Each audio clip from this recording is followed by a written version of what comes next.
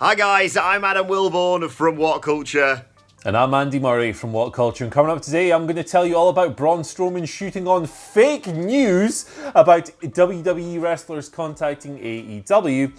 And on top of that, I'm going to tell you what Vince McMahon really thought of Rusev Day, and it's bizarre. Yeah, plus more backstage heat on the Velveteen Dream, and could Shawn Michaels show up at SummerSlam? This is the news. Let's kick things off by talking about Braun Strowman, who hit his Instagram story yesterday to issue a rebuttal on a story that came out from Dave Meltzer, suggesting that several wrestlers, in fact the term he used was virtually all wrestlers in WWE, had contacted AEW to talk about a potential future there in some shape or form.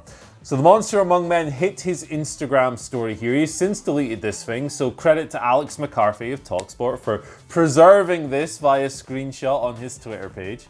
But Braun posted, this is just the worst insult of all time for a start. He says, "Dork Marksler."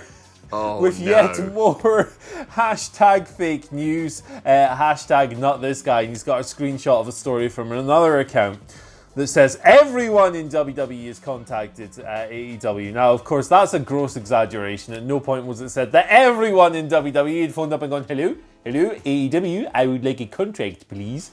But at the same time, Dork Marksler. Braun Strowman is 36 years old. Dork Marksler is what he came up with this. It's, I'm sitting here opposite my colleague Sadman Dullborn. This is just crap banter from the big man. But he's obviously rebutting the story there. Proving himself a company man. Obviously, he's not interested whatsoever in crossing over to AEW. There's probably more to dive into here. I don't know. I just can't stop laughing at Dork Marksler. So yeah, I mean, in terms of insults, this ain't it, Chief. I've got to be honest. And I'm really glad, to be honest, that we didn't report this news, Andy Murray. What do you mean? I thought we did.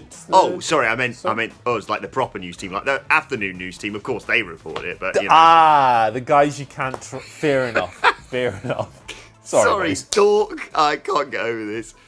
Dork Marksler. He's tried to cram two insults into one name, and I mean, neither of them have landed. Like, he's terrifying. He'd snap me like a twig, but. Yeah, Dork, mind you, so could Meltzer. My boy's jacked. Dave's a big lad, yeah. And he didn't say everyone, because then all you'd have to do to prove Dave Meltzer wrong is find one person who didn't contact AEW. He said almost all. Almost. Ridiculous, but... Oh, God, it's going to be one of those videos today, brother. Absolutely. Let's move on and talk about the Velveteen Dream. Of course, a lot of talk about him last week. He returned to NXT. There was allegations surrounding him with regards to speaking out movement, and then the silence was deafening when people were saying, well, hang on, he's back. Does that mean that he didn't do anything, he's been proven innocent, or what? And, you had your own say on this, Andy, about the fact that it's very uncomfortable watching someone like this with no clarification about what's gone on. And just when you think it couldn't get any worse for Velveteen Dream in terms of his backstage... How do I put this? Stuff. Yeah, just a whole backstage issues.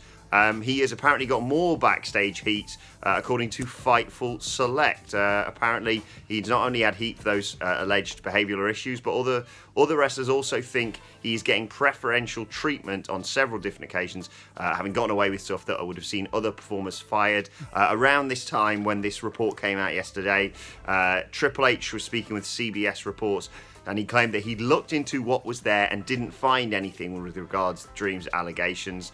And that the reason why he'd been off telly was that car crash that Dream suffered in late June. Andy, your reaction to this news? This is kind of mental. The story about preferential treatment and all this stuff and additional backstage heat isn't a massive surprise, and no reason to distrust the report there from Sean Ross Sapp and Fightful. But, it sounds like... Lord knows what kind of investigation WWE has actually done here. One of the accusers came out and said, hey, I wasn't contacted as part of this. So, taking a WWE personality's words at face value, be that Triple H, be that Vince McMahon, be that anyone, is a dangerous game in the first place. That's my thoughts on the matter. Yeah, I think, like I said when we reported this the other day, you want to always assume people are innocent until they're proven guilty, but you also don't want to not believe people who have been brave enough to be part of this speaking out movement. We need clarification on this. And I don't get the mentality of just because Dream's back on telly, that must mean he's innocent. Yeah, exactly. It's a silly mentality, and this is something else, man. It's something else. Speaking of stuff, Rusev has been on Ryback's podcast. Friend of the channel, Ryback. He loves us. He spoke about a number of different things, including Rusev Day. 2017, he was one of the most popular things in the company. Merch was flying off the shelf, but Vince McMahon, he didn't believe it. He didn't believe it at all. According to Rusev, Vince, when Rusev told him about all this stuff and said, hey, I want to be like Kurt Angle, I want to be like serious but also a little goofy at times, fully faceted, three-dimensional. Vince McMahon said, no way, pal, you're going to be serious. And by the way, that Rusev Day stuff, they don't love you. They're mocking you. They're taking the piss. There was some more stuff here as well. Rusev said this made him feel defeated, and he theorized that whenever WWE booked him, they put him early on the show so his Rusev Day chance would get out of the way and dissipate by the end of the night. He spoke to Vince about this again and said, nah, mate, the fans are just screwing with you. They don't mean it. They don't love you. And then he pointed out that all of his shirts were selling out and all this other stuff, and Vince McMahon wrote that off as a stock issue. Because of course he did. He signed off by saying, they didn't know what to do with me, good guy or bad guy. Come on, man. And I think that is a very fair comment. I mean, Rusev Day was over as hell. How did WWE not do something with that? What a load of bollocks. A stock issue and us mocking. We loved Rusev. We loved Aiden English. We loved Locke. We loved the whole thing. Like, we wrote song. I wrote a poem about it, I remember, back in the day. And you hate poetry. And yet, I get it. I understand why Vince said what he said, because at the end of the day, they didn't come up with Rusev Day. Rusev did, along with Aiden English, probably. So, that's not their thing, and they always hate things, look at Zack Ryder, that they didn't create. But, to Rusev, just to represent myself, Andy Murray, WhatCulture, you know what? All British wrestling fans, when we were chanting, when we were tweeting, when we were buying the t-shirts for Rusev Day, we weren't mocking you. You were sensational. We saw through exactly what WWE were trying to do by putting you in matches, but then having you be the one that gets pinned, or like you mentioned there, sticking you out early to get rid of all the Rusev Day chants. They had absolute gold in their hands, and they screwed it up, and it's all Vince McMahon's fault. Just ridiculous to try and claim a stock issue.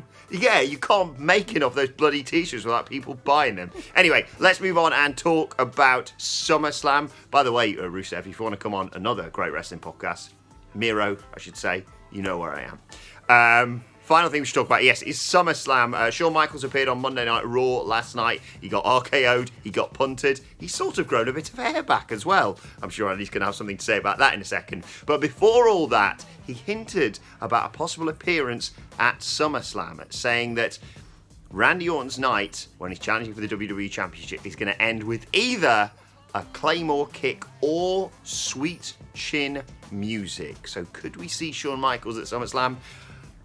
I mean, I want to see Shawn Michaels in the Thunderdome. I want to see everyone in the Thunderdome. I wasn't best pleased about Shawn he didn't no-sell the punt, but he was kind of getting back to his feet after immediately getting RKO'd and punted, which is sort of taking people out for months at a time.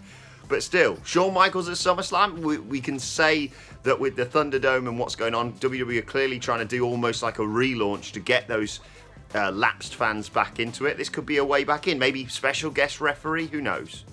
Literally, my only thought on this entire story is, Shawn, give it up. It doesn't grow back. Shave it off. Keep it off. And don't take the wimp's way out and get hair implants either, you coward.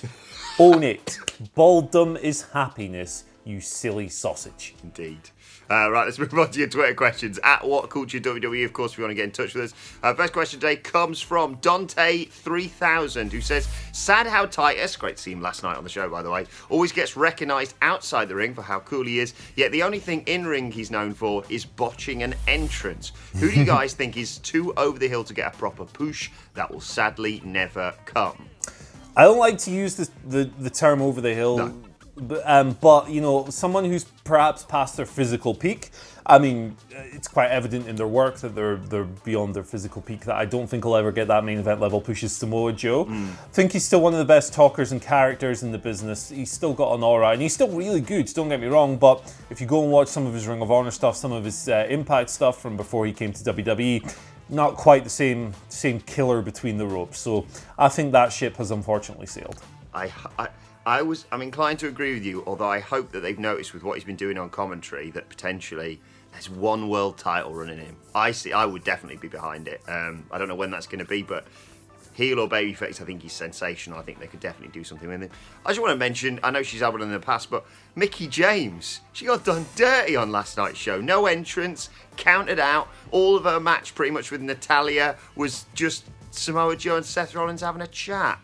Come on, like she's a ready-made babyface challenger to a heel women's champion. It's right there. Like, we don't expect her to win necessarily, but it's an easy pay-per-view match to make, and yet they've just done that with her return. Ridiculous.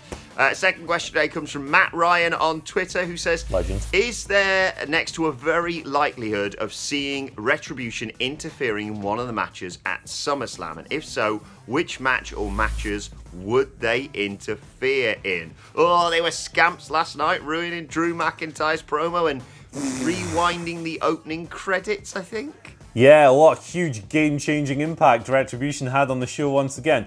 Yeah, for me, they've got to do something game-changing. They've got to completely ruin the show. They just have to. Like, it's just like a rambunctious kid's birthday party at the moment. It sucks. They've got to ruin the main event. They've got to ruin Drew versus Randy Orton. They've got to interrupt after like 3 minutes and just shut the whole thing down. Otherwise, this stable is pointless. That could also be an easy bridge if you want to do the rematch at Payback the next week. So that's my pick. Yeah, I completely agree. And maybe the MVP match, just because he's so convinced there's a conspiracy against him. There you go. But yeah, absolutely. He needs to be more main event. Like I said, they should trash the Performance Center. That should be the catalyst for moving to the Thunderdome. But no, they just made loud noises and stuff backstage. Final question today comes from Eric, Jenny's husband, on Twitter. Legend. Who says, is there any chance that Asuka will become Raw and SmackDown Women's Champion on Sunday and then team with Io Shirai to capture the Women's Tag Team Championships to totally decimate the Golden Role Models? Yeah, I'd be all over that. I like dominant people, man, in wrestling. Like, 50-50 booking sucks. Let's go all the way. Yeah, I'd be all for that. Io would make sense as a partner. They obviously connected in NXT the other month when Sasha came over for that little ratings-popping appearance. So, yeah, I could absolutely see that, and I would be fully in support of it. Could be a really good way to commence the breakup of Bayley and Sasha. I like it. I mean, it's not going to happen, but I like it. Bayley is, of course, defending her championship first at SummerSlam. She is going to get Sasha Banks' help to retain, I reckon. Then Sasha is going to fail in defending the Raw Women's Championship. And then, as much as I would love, and I think there's a great team, Io Shirai and Asuka. God, I love watching Asuka and Shayna Baszler work together last night and choke both of them out. That's the match I'd book for Payback. Although you're probably going to have Nia Jax ruin it, because Nia Jax ruins everything. She does indeed, including Raw Under. That was never good in the first place. All right, I'm going to do the finally today because it's Tuesday, my dudes. We've received a lovely message from a friend of the channel called Chris on behalf of him and his wife, Elaine, the other day. Unfortunately, their little doggy Dakota has not been well recently, so we got a little tribute. Also in the name of the greatest pro wrestling referee of all time, Adam Wilborn. Shall we do the thing? Yes, just to clarify, Dakota is a good dog and Dakota loves eggs. That's all you need to know. There we go. Ready? This is going to be difficult because we're on video with each other. It's going to be a mess. Okay. Yeah. 1, 2. 1, 2, 3, 4.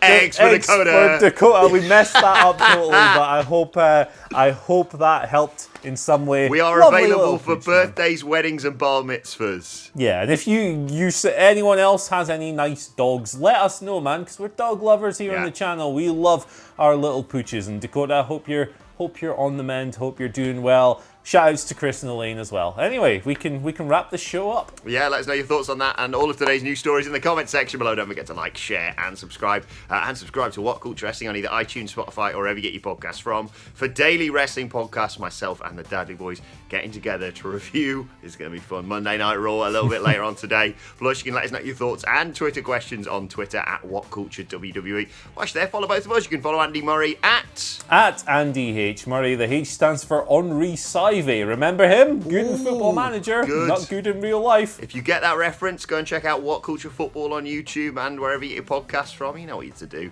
You can follow me at Adam Wilborn. Follow us all at What Culture WWE, of course. And don't forget to join us live at 4 p.m. right here on YouTube, where we'll be answering all your wrestling questions. But for now, my thanks to Andy Murray. Thank you for joining us, and we will see you soon.